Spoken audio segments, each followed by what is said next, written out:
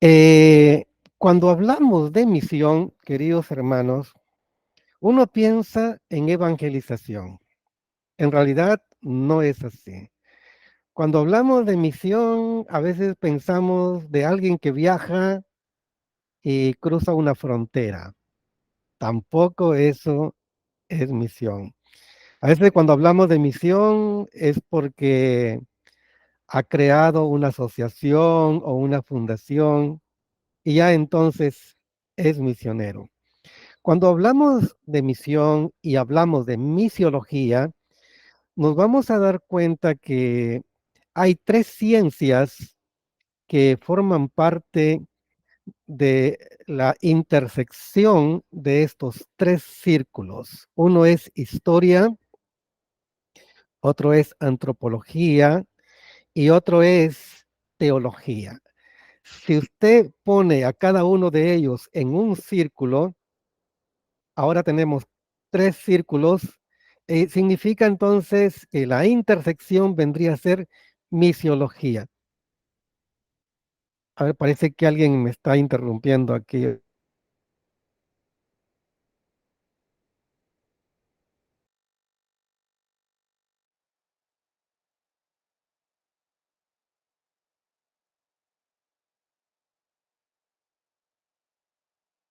Ok, ya listo. Ok, gracias. Ahora sí. Entonces, cuando nosotros tenemos la intersección de estas tres ciencias, vamos a tener entonces en el centro como núcleo lo que es la misiología. Y de estas tres intersecciones podemos encontrar, por ejemplo, historia de la misión, podemos encontrar teología de la misión y podemos encontrar antropología de la misión. ¿Se da cuenta que entonces eso va creando un abanico grande de cursos gracias a esa intersección de historia, de antropología y de teología?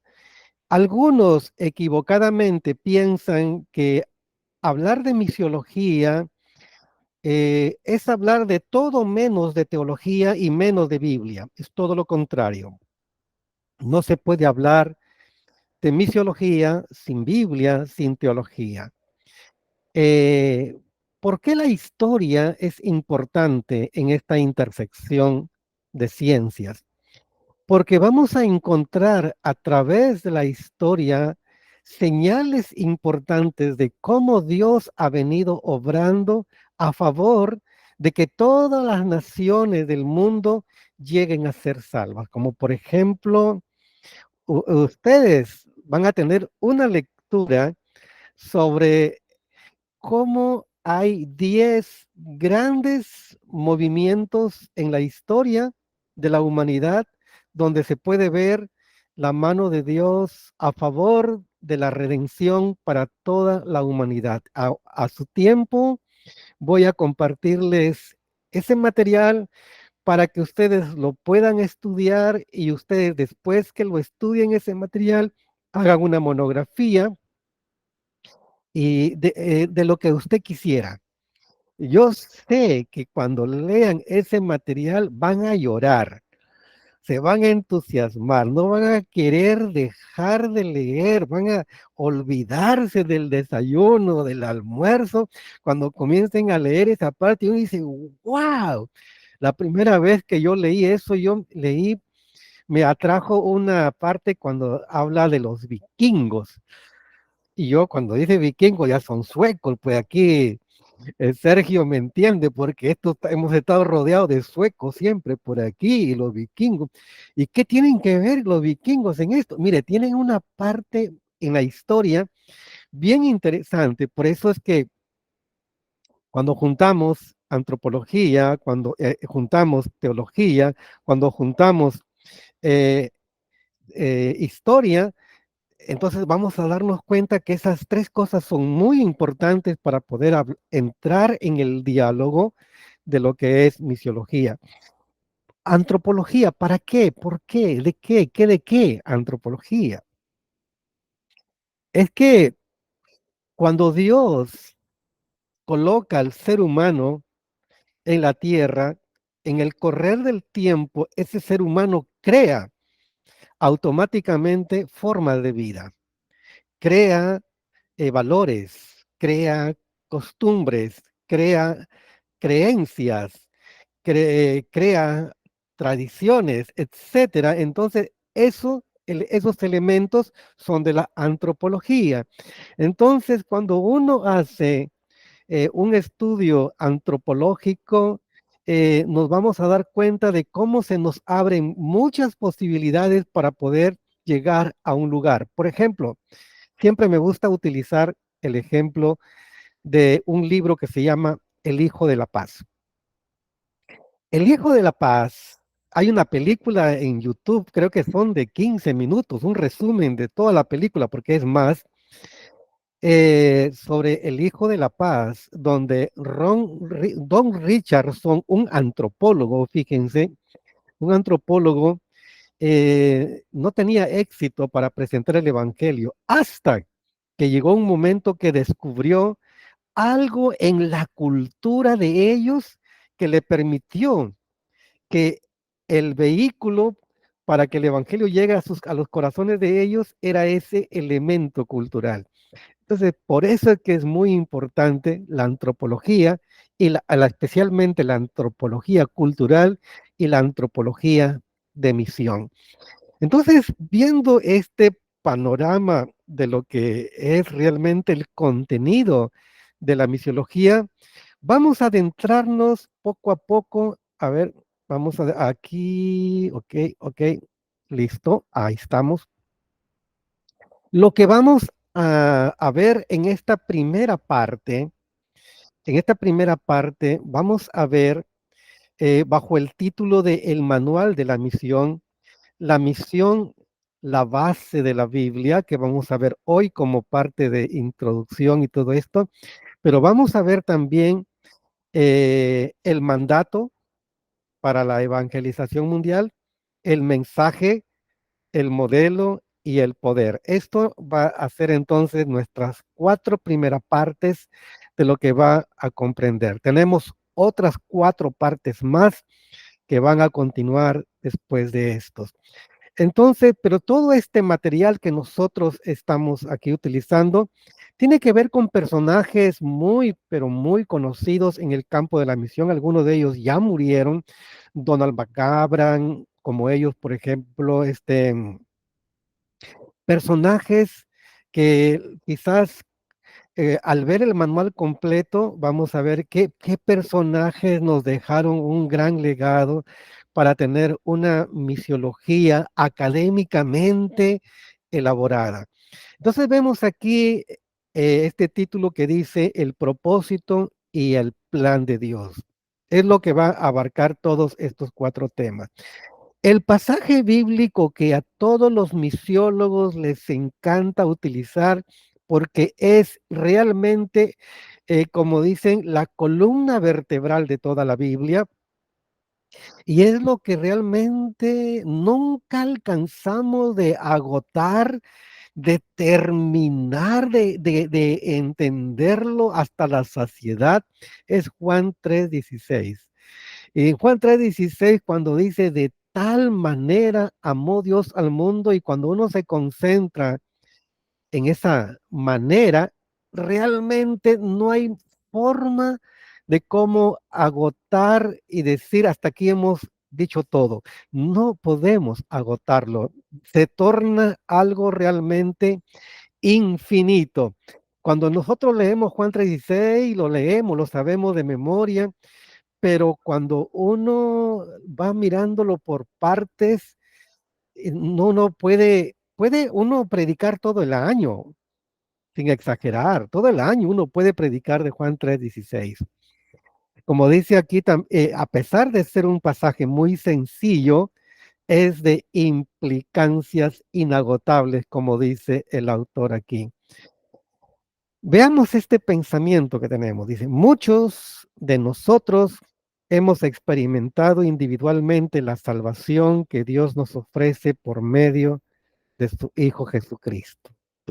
Hay un pero.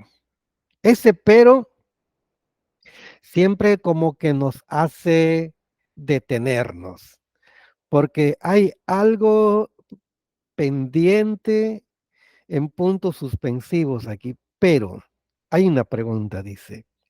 ¿Hemos empezado a comprender el amor del Padre hacia toda la humanidad?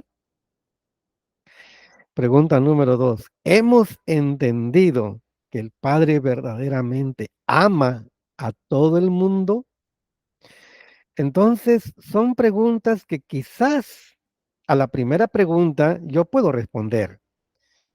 ¿He comprendido el amor del Padre hacia toda la humanidad? Y uno dice, yo creo que sí. Sí comprendo el amor del Padre hacia toda la humanidad.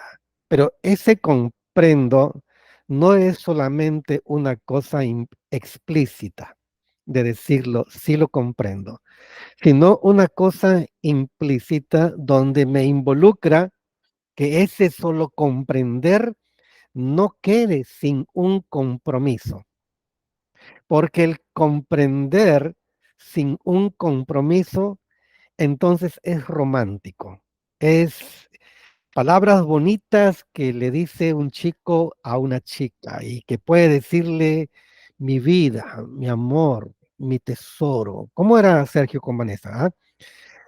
Te prometo la luna, Vanessa, te prometo bajar. Vanessa sabe que jamás podrá bajar la luna, pero el hecho de escucharte bajo la luna, por ti yo súbete la bajo la luna.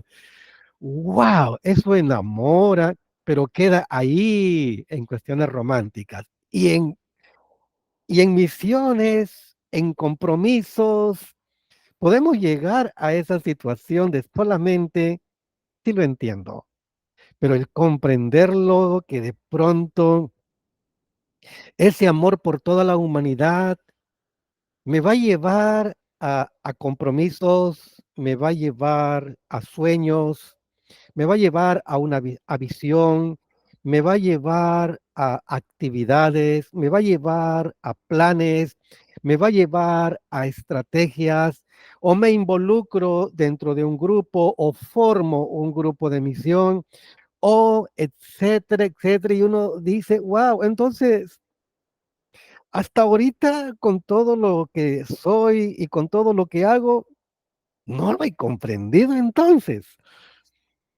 Y de verdad que yo mismo me pongo en la situación porque siento que me falta más entregar. Siento que no lo he dado todo y a veces siento también una sana frustración en el sentido que no me lleva a deprimirme, sino a qué hacemos ahora, qué hay que hacer, en qué me puedo comprometer, qué entonces estoy haciendo. Es donde de pronto comenzamos a involucrarnos y podemos llegar cansados a casa. A lo mejor nos quedó, no nos alcanzó para el Uber y hay que regresar a casa caminando y no importa, bueno, por ahí, aunque sea aburro, llego, pero uno dice, wow, esta alegría, este gozo no lo puedo cambiar por nada del mundo. Entonces ahí uno entiende que no solamente comprendió, sino que ya hay que digamos, una entrega, ya hay un sacrificio, mi vida está teniendo un propósito realmente. Entonces, esa es la idea que nos quiere transmitir esta pregunta. Y cuando vemos la otra pregunta que dice, hemos entendido que el Padre verdaderamente ama al mundo y obviamente otra vez repercute las mismas cosas de la primera pregunta. ¿En qué medida entendí cuando todavía tenemos en el Perú 27 tribus que no conocen de Jesús? ¡Wow! Cuando todavía veo que hay 27 tribus que no tienen una iglesia hecha con los materiales que ellos tienen. Entonces uno comienza a entender Entonces, yo tengo más que ofrecer, más que dar. Yo tengo quizás esa pregunta que hizo Saulo de Tarso. ¿Recuerdan? Señor, ¿qué quieres que yo haga? Señor, ¿qué quieres que yo haga? Y mire, el apóstol Pablo, bien, se hubiera dedicado solamente a Jerusalén. Estaría feliz en Jerusalén. Pero Pablo entendió que el entender el amor de Dios para con la humanidad no es solamente Jerusalén, pelearse con los ancianos de ahí, no es solamente eh, darle la mano a Pedro, visitar a Santiago, etcétera, ¿no? Entonces, Pablo entendió que el evangelio del reino será para todas las naciones y entonces Saulo entendió, hay una agenda muy, pero muy grande. Y entonces cuando Dios llama, Dios equipa para lo que Dios nos llama, para lo que Dios quiere, entonces maravillosamente Saulo de Tarso se convierte en una persona que hoy leemos lo que él nos ha escrito y vemos cómo realmente se entregó a pesar de las pedradas, de los látigos, de la cárcel, a pesar de los naufragios. Saulo le encontró propósito a su vida para que podamos ahora entenderlo y leerlo y decir, wow, Pablo, qué gran enseñanza nos dejas. Y miren, nosotros aquí conocemos mucho a Leonard y Boyan, ahora ancianitos, Boyan ya falleció, Leonard eh, no te reconoce ahora, eh, casi no se acuerda nada del Perú, pero podemos ver que qué les motivó a ellos realmente dejarlo todo y venirse a un país con una cultura diferente, con todo diferente, para dejarnos lo que nosotros tenemos ahora. Es que en realidad Leonard y Boyan pues entendieron y comprendieron al Padre y el amor del Padre hacia la humanidad. No hay otra explicación. Bien, entonces, aquí dice la Biblia que hay un propósito en nuestras vidas. Dice, en el cumplimiento de sus propósitos, Él creó al hombre, lo puso en un ambiente perfecto y se regocijó con Él en un compañerismo piadoso. Y cuando nosotros leemos Efesios 1:11 al 12, vamos a encontrar ahí realmente grandes verdades. Voy a tratar entonces ahorita de ponerles aquí el texto bíblico en la pantalla. A ver, ayúdenme teniéndome un poquito de paciencia. A ver, vamos a ver, es Efesios 1:11 y 12. Ok. Eh, a ver, uy, no quiere. A ver, no quiere dejarme. A ver, ok. Un ratito. A ver,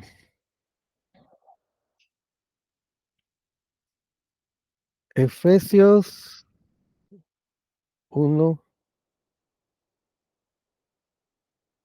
1:11 es 1:11. A ver, puede buscar en su Biblia. A ver, voy a ver, a quitar esto. Ok, listo. Ahora un ratito para compartirles aquí. A ver, dejamos de compartir aquí y nos vamos a compartir el texto bíblico que quiero mostrarles. Ok, ahí está. Listo.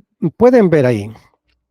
Dice el texto bíblico aquí, en él asimismo tuvimos herencia, habiendo sido predestinados El lenguaje que usa Pablo aquí de predestinados, en realidad nos lleva a pensar que antes de lo que llamamos nosotros creación del universo,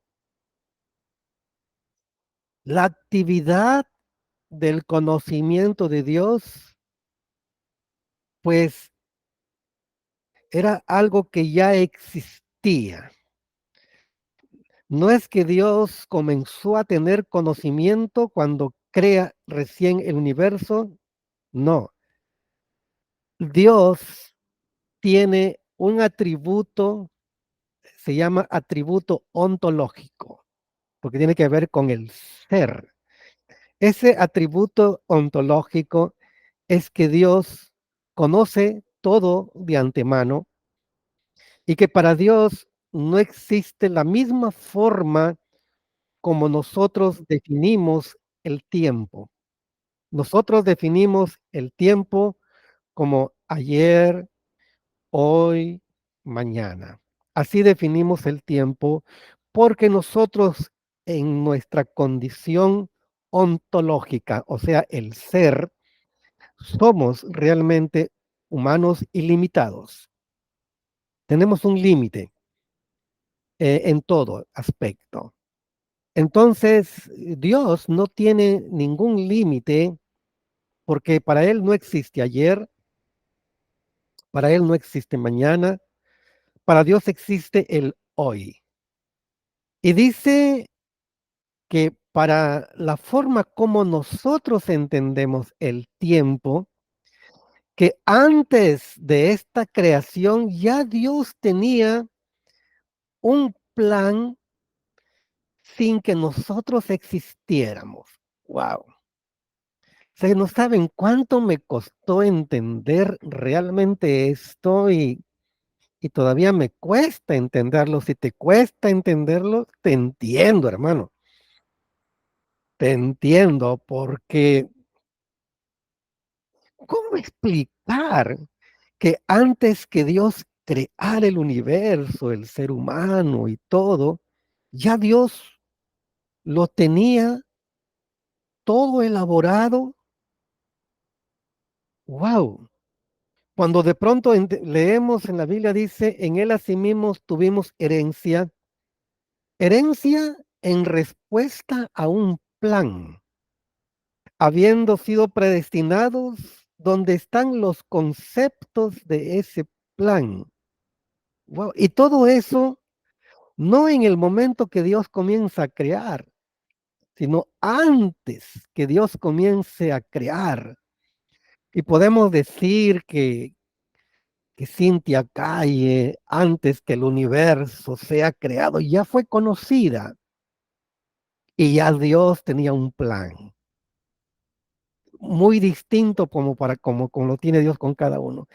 Que Dios ya antes de esa creación del universo, cuando no existía ni el sol, no existía ni la luna, no existía ni Júpiter, ni nadie, ya Dianita, Vilma, ya Dios las conocía y ya Dios había dicho, Vilma me va a servir de esta manera, va Vanessa, yo quiero que sea de esta manera, Rosa Elvira tiene que serlo de esta manera. Dios, ya Dios lo tenía todo visto.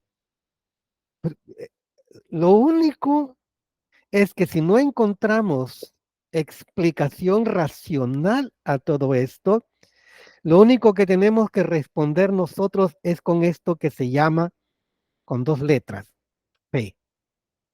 Hay que creerlo. Una vez alguien dijo, yo no trataré de entender a Dios, yo lo que trataré de creerle a Dios. Y miren, ahora dice, conforme al propósito del que hace todas las cosas, habla en esencia de el creador, Mire lo que dice aquí, según el designio de su voluntad. Pero el designio de la voluntad de Dios no es algo espúreo, algo que se vaporiza, sino que el designio de la voluntad de Dios es un contenido muy amplio y a veces no alcanzaremos a entender, pero que algo de ese contenido de la voluntad de Dios es revelada a nosotros a través del Espíritu y la palabra. Y es ahí donde el profeta Jeremías, el profeta que llora por todo, el profeta dice, si hay algo en la cual nosotros debemos gloriarnos, es en entenderle y conocerle a Dios. Pablo dijo, no para que nosotros nos sintamos frustrados, Pablo dijo, en parte conocemos, en parte profetizamos.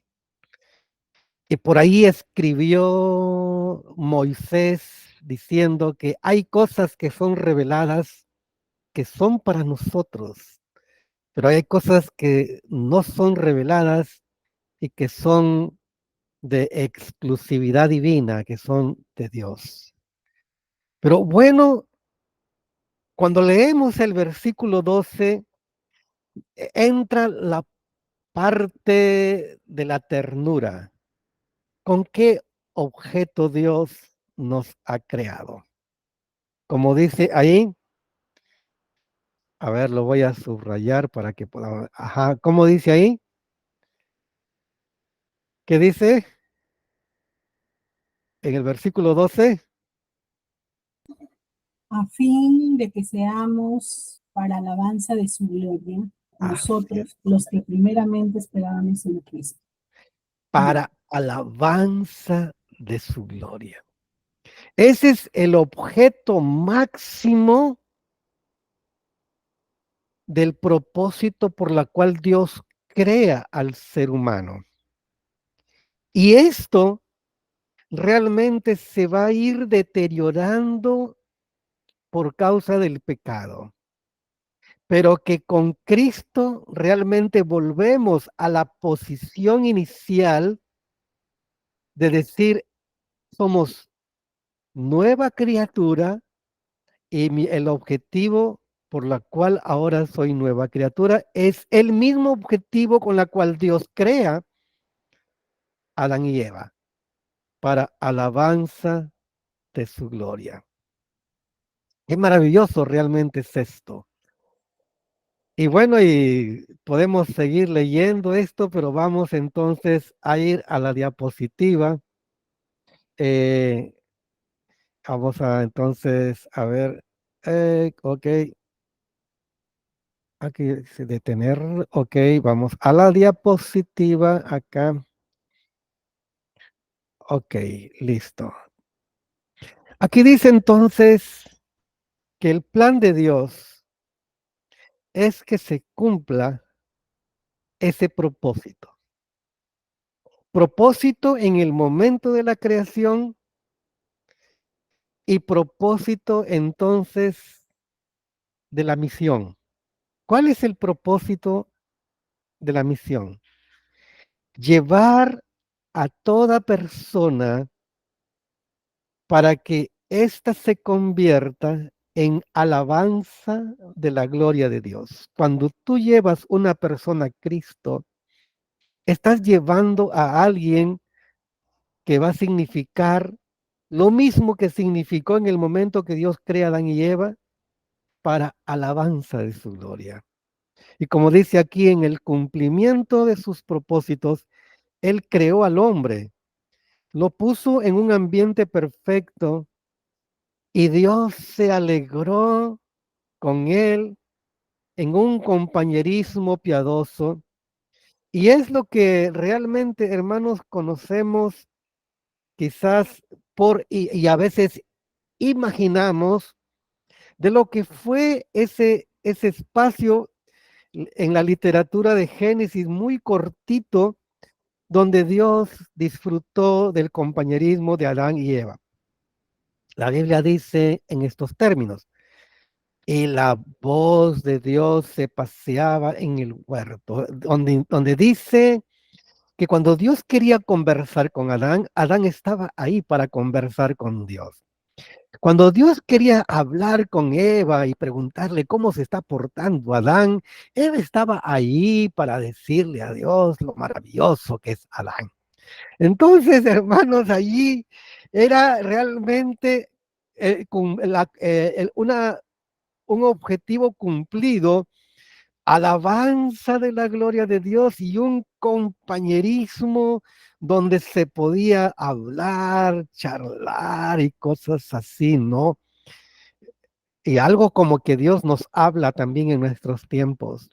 Pero todo lo que yo hice con Adán y Eva, yo lo puedo repetir ahora contigo, porque cuando tú has venido a Cristo ya recuperaste todo lo que se perdió y entonces Dios puede charlar con nosotros.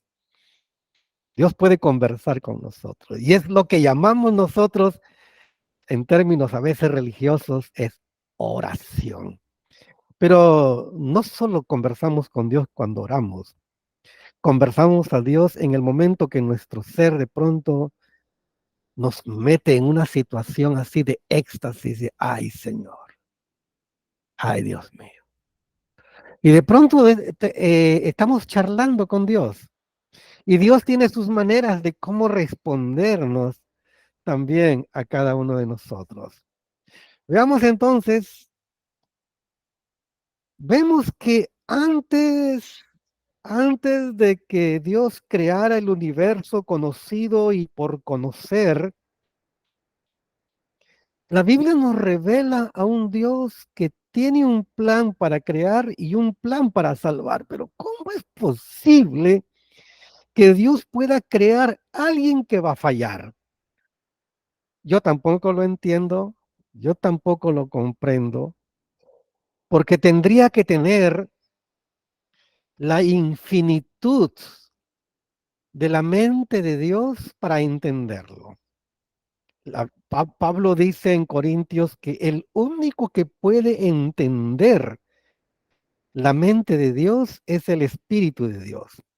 Entonces, como yo no soy el Espíritu de Dios, no voy a alcanzar a comprenderlo. Pablo quedó frustrado al decir también esto. Yo en parte conocemos. O sea que Pablo escarbó lo más hondo, lo más profundo, pero llega un momento en el cual como que Dios le dice, Saulo, hasta ahí nomás puedes llegar. Señor, un poquito más. No, hasta ahí nomás puede llegar. En parte conocemos. Wow, entonces entendemos que Dios tiene la intención de crear a un ser humano y también tiene un plan para salvarlo. Y aquí hay dos atributos de la divinidad que se van a juntar. Uno es justicia y otro es misericordia. Por un lado, justicia es aplicar la ley. Y misericordia no es saltar la ley, pero hacer algo para que esta persona cumpla con la ley. Cuando dice la Biblia que el hombre cayó en pecado, el hombre pecó, la justicia dicta una sentencia. Y el amor de Dios quiere que no sea así. La misericordia deseara que no sea así, que haya una ley implacable. Entonces Dios dice, yo no puedo como que no pasó nada y absolver. Mire que Dios no actúa de esa manera. Podría haber actuado de esa manera, como que le dijo a Adán, hagamos una cosa, hagamos como que no pasó nada. O sea, Dios no puede ir contra su atributo mismo de justicia y decir, no pasó nada. Pero El amor, la misericordia de Dios es algo tengo que hacer. Y en ese algo tengo que hacer para solucionar el problema de que hay una ley que condena al ser humano. Entonces, a esto lo llamamos el plan de redención o plan de salvación, que ya Dios lo tenía elaborado antes de la fundación del mundo, y siendo elaborado antes de la fundación del mundo, entonces respóndanme ustedes, ¿cuándo comienza la misión de Dios? ¿Antes de la creación? ¿En el momento de la creación o después de la creación? Díganme ustedes. Marquitos, Antes. quisiera participar, Marquitos. Prende tu micrófono, Marquitos. Hola, pastor, ¿me escucha? Sí, claro. No, no le entendí bien la última parte. Entonces la misión, ¿cuándo comienza? ¿Antes de la creación? ¿En la creación o después de la creación? Cuando hablamos de la misión, hablamos del plan de redención o plan de salvación. Eh, bueno, yo diría, ¿no? Después de la creación, ¿no? Pero también tomando en cuenta que Dios conocía todo, pareciera que desde antes, ¿no? Aunque el pecado de Adán y Eva fue posterior, pero la mente de Dios no podría entenderlo, ¿no? Te entiendo, te entiendo. Cintia, querías hablar. Ah, ya, yo opino que desde antes, porque hay Ya, un versículo también dice que desde antes de la creación ella tenía como las obras en las que nosotros íbamos a andar, ¿no? ya, Desde antes de la fundación. amén. ¿Qué dice Sergio? Pastor, como hemos ahorita visto, yo creo que desde la eternidad, ¿no? Desde antes que el Señor creara todo el universo y todo, tenía todo en su control, sabía todo lo que iba a pasar, todo lo que iba a acontecer, y de antemano se anticipó a lo que el hombre iba a pasar, ¿no? Al fracaso del hombre, y por lo tanto planteó una salvación, una forma de redimir al hombre que iba a caer en pecado. Exacto. O sea, antes de la creación ya hay un plan para crear y a la vez un plan para salvar. Es lo que nos cuesta a nosotros realmente entender, porque queremos entender a Dios desde una perspectiva humana, como yo entiendo el tiempo. Pero ahorita, para poder entender esto, tenemos que tratar de entender del mismo modo que Dios realmente existe y piensa. Obviamente hay pasajes bíblicos, como lo acaba de mencionar también Sergio. eh, Todo esto sucedió antes de la fundación del mundo e incluso habla de que Cristo fue inmolado ya desde antes de la fundación del mundo, dándonos a entender que ya existía un plan elaborado. Entonces, hablar de misión es hablar de esto. Vamos a continuar entonces aquí para ir comprendiendo. Entonces dice, un plan para salvarlo. Sin embargo, el hombre eligió frustrar ese compañerismo cuando se rebeló contra Dios, quien pudo haberlo destruido en términos de justicia. Si Dios en ese momento que Adán peca, falla, aplica el atributo divino que es la justicia, podría haber hecho como hacemos nosotros, con un clic y desaparecerlo a Adán y a Eva. Pero no, Dios no hace eso. Dice, pero conforme a su propósito divino, inicia un plan para salvar a todos los descendientes de Adán que aceptaran su redención. Este plan para salvar a la humanidad se denomina misión mundial. Vamos a seguir entonces aquí. La mayoría de cristianos creen que se puede encontrar en la Biblia una base para la obra misionera. Pero, cada vez que hay un pero, hay que prestar atención. Pero, ¿han considerado alguna vez la posibilidad de que la misión redentora de Dios es la base principal de toda la Biblia? Ajá. A ver, esta es otra pregunta que saca chispas. Señor, dame entendimiento. Señor, ayúdame a comprenderlo. Si no lo comprende, hermanos, no va a perder la salvación, le aseguro. No vas a perder la salvación si no lo entendemos. Pero hay una, como ya estamos mirando, que la misión de Dios es a priori, antes de, en la presencia de Dios, donde no existe un punto de referencia que marque que digamos que aquí Dios pensó. Eso no lo podemos hacer. No es como Google Maps, que te da un lugar donde estás ubicado. No hay un mapeo en la cual nosotros podamos decir, aquí Dios pensó esto, aquí Dios pensó esto, aquí Dios pensó esto. No, solamente podemos llamarlo como una palabra muy conocida, el principio.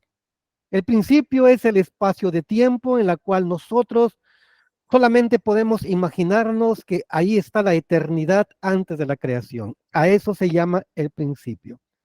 Entonces,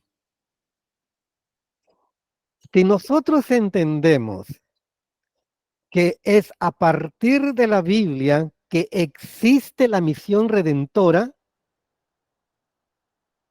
o la misión redentora ya existía en la presencia de Dios y que gracias a esa misión, porque tiene un plan que involucra recursos humanos, un plan que involucra el tiempo en la humanidad, es entonces que gracias a ese plan está hecho antes de la creación, que tenemos entonces hoy lo que llamamos Biblia.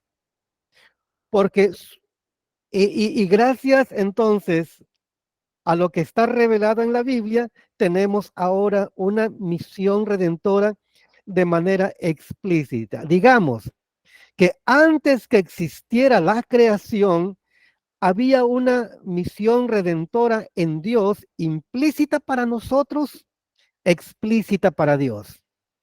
Entonces, cuando Dios crea al hombre, el hombre falla y como ya estaba el plan, a Dios no le cayó esto por sorpresa, entonces comienza a ejecutarse lo que ya existía en ese plan antes de la fundación del mundo y es entonces que tenemos ahí la historia de cómo fue creado el hombre, la historia de cómo el hombre pecó, la historia de cómo Dios comenzó a castigar a la humanidad por su rebelión, la historia de cómo Dios llama a un hombre llamado Abraham. Entonces, ese Abraham, ese Isaac, ese Jacob, más tarde David, Salomón y los reyes, no son producto de una historia que sucedió porque sucedió, sino una historia que sucedió porque ya hay un plan que se está ejecutando. Todo lo que vemos nosotros desde Génesis es un plan que ya existió antes que exista Génesis y que por medio de Génesis ya lo encontramos revelado en modo de historia. Entonces podemos decir que la misión redentora en Dios, en el conocimiento anticipado o presciencia, como le podemos llamar, ya existía. Tenemos bases bíblicas para sustentarlo. Entonces, gracias a ese plan, tenemos la Biblia que hoy tenemos. ¿Se da cuenta? En el supuesto caso que el hombre no hubiera pecado, no habría existido ese plan de redención antes de la fundación del mundo.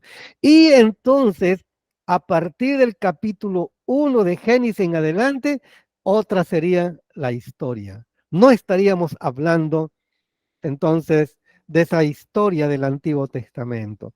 Entonces podemos entonces llegar a comprender esto, que el plan de redención es antes que la Biblia exista, y la Biblia existe porque Dios a través de la palabra, Él nos revela de cómo ese plan se ha ido ejecutando y que llegamos a comprender a posteriori, o sea, hoy, hoy día, de que nosotros no somos resultado de una casualidad. Así como Abraham corresponde a ese plan establecido antes de la fundación del mundo, cada uno de ustedes también ya estaba antes de la fundación del mundo en el conocimiento de Dios para que la obra de Dios se ejecute. Por eso que la pregunta que hacíamos al inicio, ¿cuánto comprendes tú el amor de Dios? ¿Cuánto comprendes tú a Dios realmente en estos términos? Si realmente lográramos comprender, nos vamos a dar cuenta que mi compromiso con la iglesia, mi compromiso con mi célula, mi compromiso con el Señor, mi compromiso con mi nación, mi compromiso con el resto de naciones es hacer algo donde yo pueda sentirme que hago la voluntad de Dios. Quizás tú no vas a ser misionero al África, quizás tú no vas a ir a plantar una iglesia entre una tribu nativa, quizás tú no vas a ir de pueblo en pueblo llevando la palabra de Dios. Quizás no te toque hacer eso, pero Dios tiene otra cosa. Dios puede hacerte un empresario, Dios puede hacerte un hombre de negocios, Dios puede hacerte un hombre creador de muchas cosas, y que finalmente que todo lo que tú haces y todo lo que tú logres acumular, que llamamos riqueza, debe invertirse en el plan de Dios. Conozco de una persona que era dueño de una fábrica de carros en Brasil. Este hombre se convirtió, pero nunca se atrevió a predicar. Tenía miedo orar en público. Era un hombre que le costaba abrir la Biblia y explicarla, y él entendió que Dios no lo había hecho nacer para eso, pero era un empresario. Él tenía una fábrica de carros y él dijo, ok, Dios me ha dado este llamado. Yo soy empresario. Entonces, esta empresa tiene que servir para la obra de Dios. Entonces, en una ocasión, cuando se hablaba de misiones, este empresario, que tenía recién algunos meses de convertido, dijo, por favor, yo quiero que mi empresa sirva para la obra misionera. Y en ese momento estaban tratando de encontrar recursos para enviar casi como 50 misioneros al África. Y el pastor dijo, yo me encargaré de ellos, dijo el empresario. Yo me encargaré de ellos. Por eso que si nosotros tenemos una visión de lo que es la misión de Dios, nos vamos a dar cuenta que si tú naciste para ser odontólogo, claro que por aquí tenemos un odontólogo, o sea, es que allí hay un plan antes de la fundación del mundo. Si tú naciste para hacer lo que tú sabes hacer con tus manos o te preparaste para eso, no fue casualidad, eso tiene que servir para la obra de Dios. Me recuerdo una vez cuando el pastor Juan fue con los jóvenes a Matahuasi y para hacer obra misionera por ahí. Y bueno, fueron chicas que sabían maquillar, había chicas que sabían cortar pelo, así que se fueron y entre que maquillaban y cortaban pelo, estaban hablando de Cristo Jesús para salvación. Hermano, todo vale. Todo sirve, ¿no será que, dicen, ay, no será que yo me equivoqué? No, lo que tú has estudiado, lo que tú sabes, lo que tú eh, sabes hacer con tus manos, tu creatividad, tus talentos, todo eso sirve para la obra de Dios. Por eso es que no es casualidad ni siquiera que tú estés en esta clase. Quizás esta clase y las clases que vienen van a formatear nuestro cerebro y nos van a dar muchas preguntas y a darle un nuevo sentido a la vida. Pero bien, hermanos, como yo ya veo que necesitan tomarse un café, vamos a tomar unos 5 minutos y regresamos, porque yo también voy a tomarme un cafecito. Amén. Bien, ¿estamos listos todos? ¿Cómo están por allá por Tingo María? ¿Estamos listos? Sí, pastor, estamos listos. Habló la bella durmiente. A ver, qué lindo. A ver, me estaba recordando que en Suecia, cuando fui a visitar una iglesia y nos contaban que habían unas hermanitas ancianitas que hacían ropitas de tejido, tejían, hacían ropa de tejido, eh, botines, chompitas, medias, así. Dice que eso que hacían, lo vendían, y ¿saben ustedes a dónde llegó eso? Llegó para construir el templo que tenemos. Mm, Todo sirve para la obra de Dios. Ok, continuamos. Dice que la misión, entonces, es la base de la Biblia. Es algo que entonces tenemos que manejarlo de esa manera.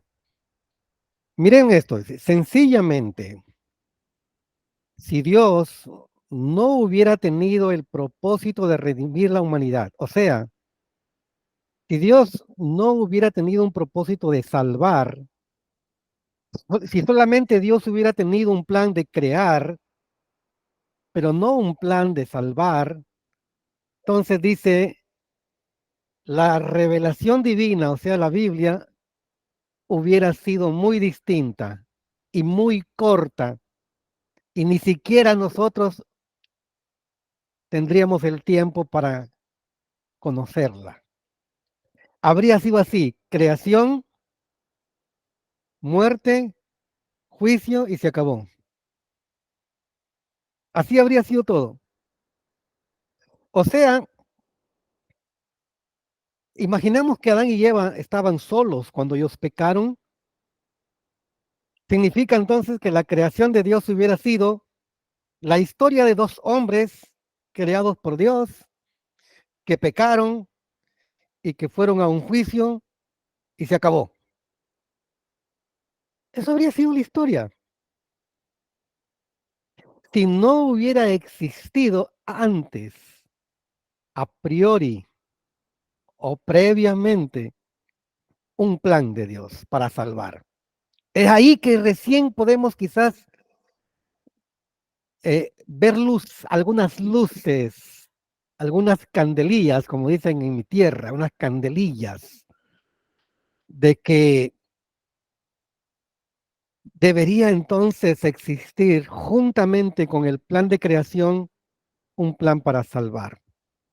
Como digo, hay muchas preguntas sueltas que quedan en el aire y a veces ha sido motivo para que algunos racionalistas, algunos comiencen a objetar cómo es posible que exista un Dios que crea a alguien que va a fracasar. O sea, esa conclusión, esa deducción es muy reductora en el sentido de que no ha comprendido a Dios y por lo tanto, si juzga de que Dios se equivocó, entonces somos nosotros una equivocación.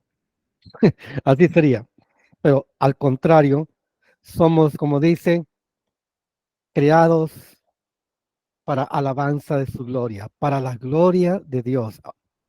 Para eso nos creó, pecamos, nos llama, somos nuevas criaturas y se recupera el objetivo por la cual Dios crea al ser humano.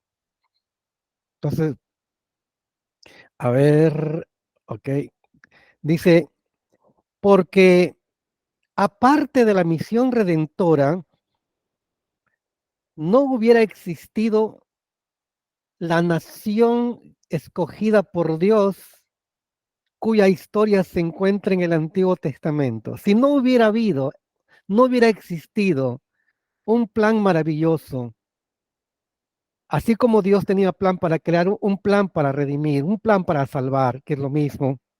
Entonces no estaríamos hablando de Abraham, no estaríamos hablando de Isaac, de Jacob, no estaríamos hablando de una nación llamada Israel, tampoco estaríamos hablando de esa línea genealógica que nos conecta con Cristo, tanto en Mateo y en Lucas, y que cada una de esas personas que están dentro de esa línea genealógica hay una geografía y hay una historia.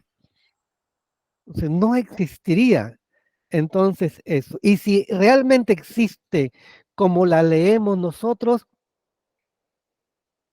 nos falta tiempo para maravillarnos de que solamente una mente como la mente de Dios puede hacer posible todo esto, porque esto no podría ser la imaginación de un hombre terrenal o de una mujer terrenal, jamás. Tamaña, tamaña envergadura. Cuando leemos la historia, y esto no puede ser gracias a un ser humano, detrás de eso está un maravilloso Dios y un maravilloso plan que se elabora antes de la fundación del mundo, que se ejecuta desde el primer momento en que la humanidad lo necesitó. Tampoco estaríamos hablando de un Cristo crucificado, resucitado, como Cristo mismo y como los evangelistas mismos, Mateo, Marcos, Lucas, Juan, dice, para que se cumpla la escritura. Que antes de la fundación del mundo había un plan, en la fundación del mundo revelado, y entre tanto que nosotros leemos lo revelado, nos encontramos pues, como dicen ahí los profetas, y como dicen los evangelistas, y como dicen los libros del Nuevo Testamento, todo era para que se cumpla lo que ya estaba escrito. Ahora la pregunta es, ¿en qué momento ya estaba escrito? Y sabemos nosotros que eso ya estaba escrito desde antes de la fundación del mundo. Dice, la única revelación apropiada hubiera sido la de la muerte del ser humano y la del juicio terrenal, y no tendríamos más. No tendríamos 66 libros de la Biblia. Es más, no habría existido ser humano posterior a Adán que pudiera leerlo. Es más, ni siquiera Adán podría haber leído esto que se habla de él y de su mujer. Finalmente, nadie lo podría haber leído. Esto hubiera quedado simplemente con algo que existió y dejó de ser, y no hubiera existido nadie que pueda juzgar y condenar y criticar lo que había sucedido. Se acabó, ahí nomás. El atributo de Dios, que es la justicia, habría hecho lo que exactamente sabría hacer, es juzgar y condenar, dado que no hay forma de que el hombre se salve, no hay manera de que el hombre pueda redimirse, pero ahí estaba la misericordia, el amor de Dios, un plan para salvarlo. Y el plan para salvarlo no era que un ángel venga y redima, o que un animal escogido nos redima, o que otro ser humano nos redima, sino que quien nos redima sea Dios mismo. Por eso dice la Biblia, el verbo se hizo carne, Dios se hizo hombre. En Cristo Jesús tenemos al Dios hecho hombre.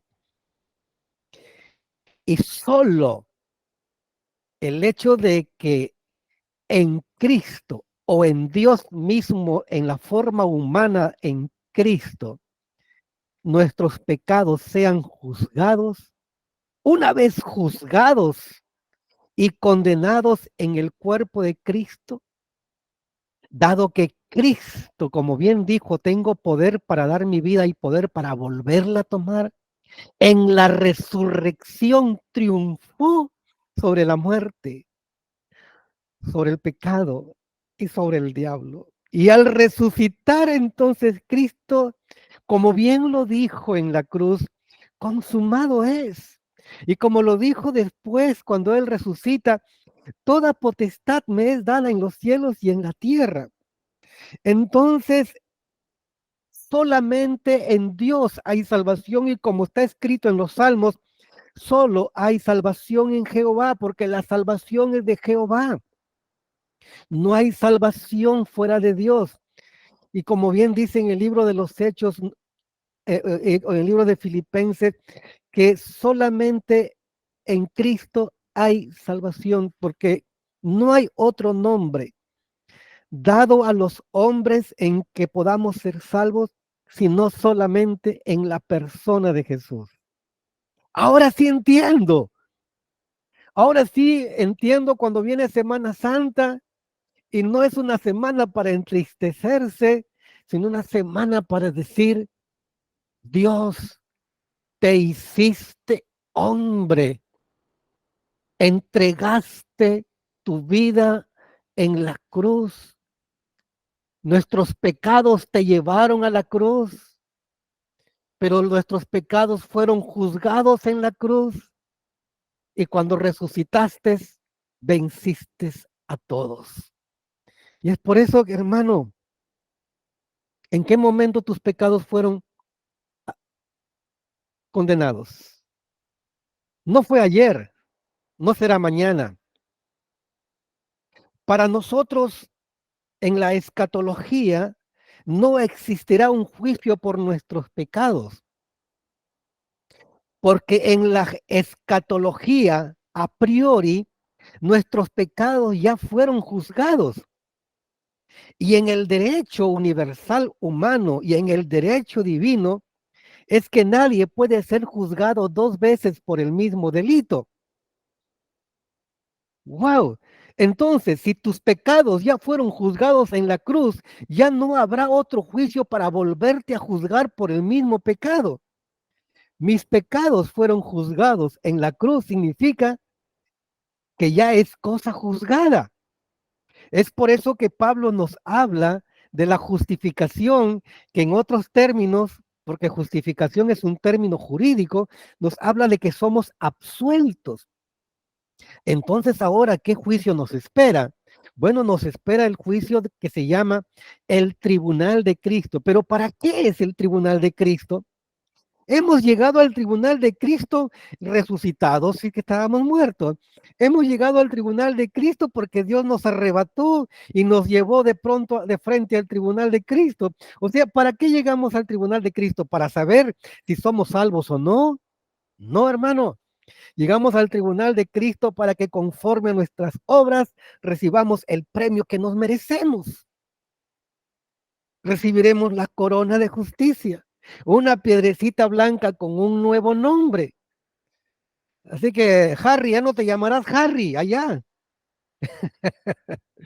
Guillermo, no te llamarás Guillermo, tendrás otro nombre. Y dice la Biblia que nadie sabe ese nombre sino solamente el que recibe la piedrecita blanca. Gloria a Dios. Entonces ahora entiendo a Cristo, ¿por qué muere? ¿Por qué resucita? Ahora ya entiendo por qué Él dijo, toda potestad me es dada en los cielos y en la tierra. Por tanto, id a todas las naciones y hacer discípulos a todas las naciones, bautizándolos en el nombre del Padre, del Hijo y del Espíritu. Ahora entiendo entonces por qué Saulo de Tarso no se quedó en Jerusalén. Y la ambición de Saulo era llegar a España. Y si realmente Saulo tendría conocimiento de que existe América, Saulo de Tarso habría descubierto América, hermano. Si ese hombre hubiera vivido en unos 20 años más, hermano, la historia habría dicho que no son los vikingos que llegaron a América, que no fue por el estrecho de Bering que llegaron a América. Otra sería la historia. Ni siquiera se llamaría continente americano, seguramente se llamaría, a ver, díganme ustedes, ¿cómo se llamaría si no hubiera sido Américo Vespucio, Colón? ¿Cómo se llamaría el continente americano si Pablo hubiera llegado acá? Continente San Pablo, así se oye. Ay, Dios mío, qué imaginación que tenemos. Qué imaginación. ¿Tienes otro nombre para sugerir? ¿Cómo se llamaría? A lo mejor hablas portugués, sería Sao Paulo. Ay, ay, ay. Wow. A lo mejor latín, Paulus. Pero hermanos, ¿cómo es? No, un hombre que entendió todo esto, que nace en la presencia de Dios. Dios crea, Dios salva. Hay una historia que se comienza a escribir, hay un ser humano que ya existe, que falla, hay una geografía, hay una historia, hay una cultura, y así entonces existe Israel y las naciones de la tierra. Así existe entonces el plan de Dios de que toda la tierra sea llena de la gloria de Dios, que la palabra de Dios llene toda la tierra. Y así entonces entendemos, Dios es misionero, hermano. Dios es misionero, y si hay un misionero, ¿de quién tenemos que aprender para ser misioneros? Es Dios. Guillermo Carey aprendió de Dios. Hudson Taylor aprendió de Dios. Entonces, ¿cómo aprendemos a ser misioneros? Aprendemos no de la escuela de misión, solamente hace un 5%, mirando al misionero, al Dios que se hizo hombre. Y de ahí encontramos, hermanos, libros que no caben en una biblioteca de lo que se escribe realmente de la misión de Dios. Entonces dice, gracias a Dios, podemos decir con regocijo, gracias, bendito Dios, por ser así. Gracias, bendito Dios, por pensar así de esa manera, aunque no lo alcancemos a entender. Gracias, Señor, por tamaña envergadura y majestad. Cuando uno mira la historia y dice, wow, nada esto le sorprendió a Dios. ¿Por qué? Porque ya estaba escrito. Ya Dios lo sabía, Dios lo conocía, y Dios lo fue revelando a través de sus profetas en la Biblia. Y nosotros lo leemos y lo conocemos. Por eso digo, bendito sea Dios. Él propuso redimir a la humanidad. También nos dio una descripción muy clara de la manera como lo está haciendo. Toda la historia no solamente es historia, es Dios obrando en la humanidad y la historia registrando los hechos de Dios que se van ejecutando en la historia. La Biblia es la historia de la misión mundial y de los medios que Él ha provisto para la redención humana. Entonces, hermanos, entendamos la misión desde esa perspectiva. Gloria a Dios. Entonces, hermanos, cuando nosotros examinamos la palabra de Dios, cuando examinamos las escrituras desde este punto de vista, vemos que, dice aquí, la redención de toda la humanidad es el centro del plan y del propósito de Dios, que ya existiendo la humanidad, se fue revelando y quedando escrito para que nosotros lo podamos leer. Literatura que comienza en piedras, que después en papiros y que después en imprenta, que podría haber desaparecido con el tiempo y que muchos tuvieron la intención de desaparecer todo esto. Sin embargo, Dios ha preservado para que ni una tilde, ni un punto, ni una letrita quede en el olvido, sino más bien que nosotros podamos leer los 66 libros que es la Biblia, la palabra de Dios. Por eso, hermano, lea su Biblia, porque cuando usted lee su Biblia va a encontrarse con ese Dios revelado ahí.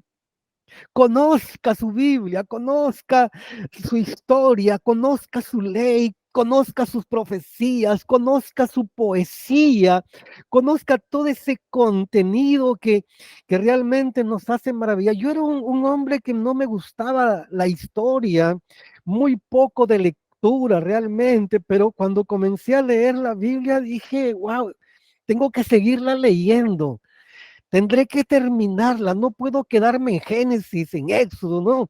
Tengo que llegar hasta lo último y gracias a Dios, hermano, la leí, la leí, la leí. Recuerdo que me echaba agua a la cabeza para que la cabeza descanse y seguía leyendo porque yo dije, wow, esto es lo que tenemos.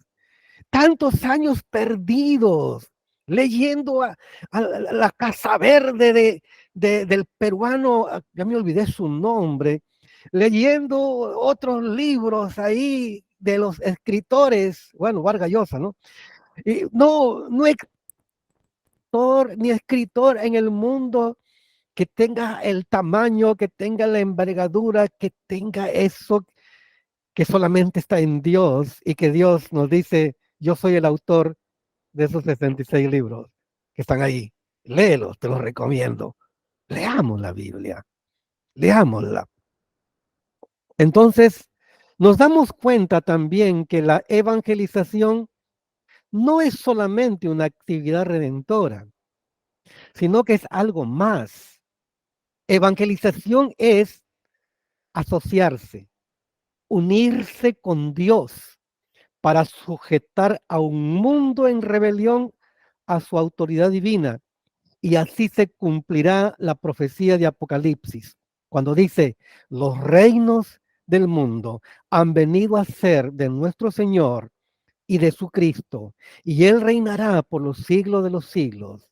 Amén. Y entonces, hermanos, cuando usted lleva a una persona a Cristo, lo rescata, lo saca.